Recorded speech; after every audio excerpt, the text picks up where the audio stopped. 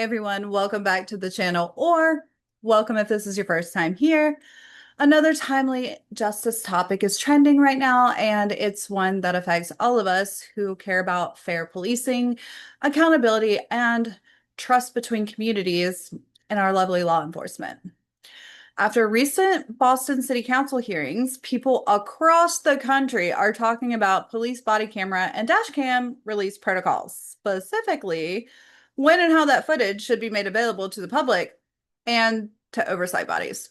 This conversation gained urgency after a high-profile incident in Roxbury involving a fatal shooting and a rare manslaughter charge against I believe it was Boston police officer.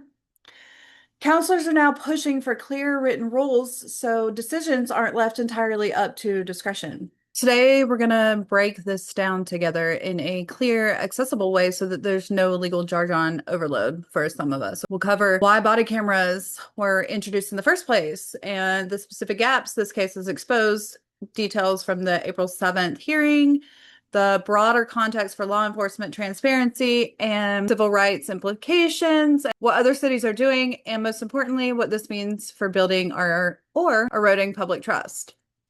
I'll also share practical viewer takeaways so that you can advocate locally no matter where you live, because it's super important. Before we dive in, a quick hello. If we haven't met, my name is Natasha, and I'm the founder of Noble Socials Company here in Atlanta, Georgia. I help businesses and creators grow their social media presence with practical real-world strategies, and at the same time, I use those same skills for something deeper, fighting for constitutional rights, accountability, and transparency, and sometimes through the Georgia Watchdog Alliance. On this channel, you'll get that unique mix. One video might focus on Instagram growth hacks or content strategies, while the next could possibly be an educational or deep dive into justice system topics like your rights during a traffic stop or oversight of law enforcement and the courts. Because real influencers mean empowering people both online and in real life. If that resonates with you, hit subscribe and let's learn and grow together. All right, let's get into this. A super important conversation. First, let me give you a little background on why body camera matters so much. So, body-worn cameras and dashboard cameras, for that matter, were rolled out widely over the past decade or so with one clear goal in mind: to increase accountability and transparency while also protecting the officers, right? The idea is simple. Video evidence can capture what actually happened in high stress situations and reduce the he said, she said disputes, while also helping build community trust when things go right, and then provide clear facts when something goes wrong. Many studies and police departments themselves have shown that body cams can de-escalate encounters and provide valuable training material to some officers who may need it. But the technology only works for building trust if the footage is released in a timely manner. It has to be timely, consistent, and fair. That's where the current debate in Boston comes in and in cities across the country. Let's talk about the specific case that sparked these recent hearings. So, on March 11th, 2026, in Roxbury, Boston police officer Nicholas O'Malley was involved in a fatal shooting of a 39-year-old Stephenson King during what police described as an attempted carjacking or flight in a stolen vehicle. So King was unarmed, according to all these reports, and had a history of mental health challenges that his family made abundantly clear. They even later highlighted it.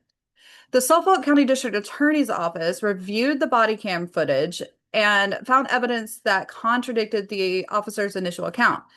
In a relatively rare move, Officer O'Malley was charged with manslaughter. He has, of course, pleaded not guilty, and the case is headed towards the grand jury. The body camera footage was key to bringing these charges, yet it still has not been released to the public or even fully shared with city councilors who have oversight responsibilities. This lack of access led to growing calls from the King family, right? Who, mind you, is represented by high-profile attorney Ben Crump. It has come from community members, elected officials, all of them. The family held a press conference emphasizing that they want the full truth and they want real accountability. Now, if you fast forward to the April 7th, 2026 hearing before the Boston City Council's Committee on Public Safety and Criminal Justice, counselors Minyard Culpepper and Brian Worrell sponsored that hearing to examine the Boston Police Department's protocols for releasing body camera and dash cam footage. At the hearing, Counselor Culpepper pointed out that there is no public-facing framework that explains how these decisions are made and no guarantee access for the elected officials or those with oversight. He and others stressed that transparency often seems to depend on discretion rather than on any clear policy, and Counselor Worrell called for a timeline so the public knows when they can expect to review footage in serious incidents. Dave Fredette, the Boston Department's legal counsel, testified that the integrity of the ongoing investigation must take precedence. He explained that under Massachusetts public records law and in coordination with the district attorney, footage tied to an active death investigation or criminal case is typically not released until the process allows it to avoid compromising the case. It's like that in a lot of places. I know in our county here in Cherokee, it's that way as well. He noted the department handles hundreds of body cam requests each year and fulfills many of them when legally possible.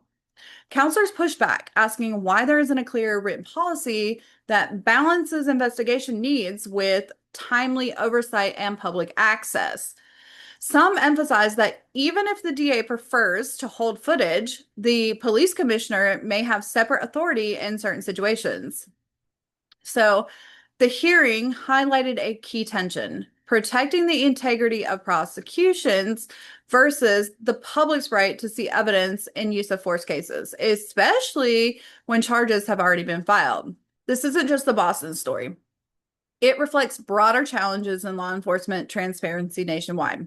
Body camera policies vary widely by state and city.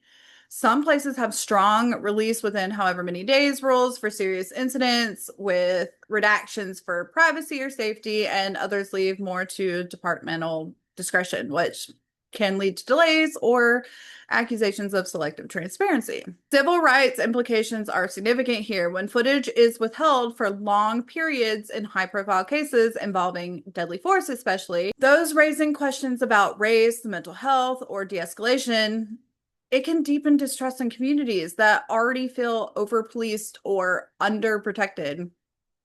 On the other hand, premature release could influence witnesses, taint jury pools, or endanger ongoing investigations. The positive side? Reforms are happening. Cities and states continue to refine policies to find that balance. Some require footage to be released within 30 to 60 days unless a judge orders otherwise. Others have created independent oversight boards with earlier access to footage. The goal in all of these is the same. Use technology to tell the truth clearly, protect everyone's rights, and strengthen the legitimacy of policing. So what can we take away from this as everyday people who care about justice, right? Here's some clear, hopeful takeaways, hopefully that will help you. Clear policies matter. Written public-facing guidelines on body cam release reduce confusion and accusations of favoritism, right? They help everyone, officers, communities, elected officials. We all are going to know the rules up front, right? Oversight bodies need timely access. Counselors and independent reviewers should be able to view relevant footage with appropriate safeguards so that they can do their job of representing the public. Balance is possible. Most experts agree that protecting active investigations is important, but so is preventing long-term secrecy that erodes trust, right? Redactions, delayed releases with explanations, or phased access to oversight first are tools that can help. You can advocate locally. Even if you're not in Boston, check your own city or county's body camera policy, or attend public meetings, submit public record requests respectfully, or support organizations working on criminal justice reform. In Georgia, through the Georgia Watchdog Alliance that I've started, in Georgia, through the Georgia Watchdog Alliance, we are going to focus on exactly this kind of lawful oversight and education around civil liberties. If you want to get involved, start simple. Look up your local police department's body-worn camera policy online. Ask your city councilors what their stance is, and support transparent evidence-based reforms that protect both the public safety and the individual rights. This topic reminds us that technology like body cameras is a powerful tool, but it's only as good as the policies and the people behind it. When transparency is handled well, it can protect good officers by showing when they acted correctly. It can help bring justice when the mistakes happen or worse. Okay. And it can help trust where it's broken. I believe most people on all sides of this want the same thing: safer communities, fair accountability, and systems that work for everyone. The Boston hearings show that when communities speak up and elected officials ask tough but fair questions, progress can happen. What do you think? Drop your thoughts in the comments below. Have you followed this story? What questions do you still have about body camera policies? And if you're in Georgia or anywhere else, what justice or transparency topic would you like me to cover next? I read every comment and I love hearing from you. If this video helped you understand the issue a little bit better, please give it a like. It helps more people see balanced educational content like this. Subscribe for more mixes of social media growth tips and real talk on civil rights and accountability. I've linked some reputable sources in the description, news reports on the hearing, general info on the body cam laws, so you can read more if you'd like. Thank you for spending this time with me. I'm Natasha with Noble Socials Company and the Georgia Watchdog Alliance, reminding you that knowledge is power and staying informed is one of the best ways that we can all contribute to a more just society. Stay curious, stay engaged, and we'll talk soon. Take care.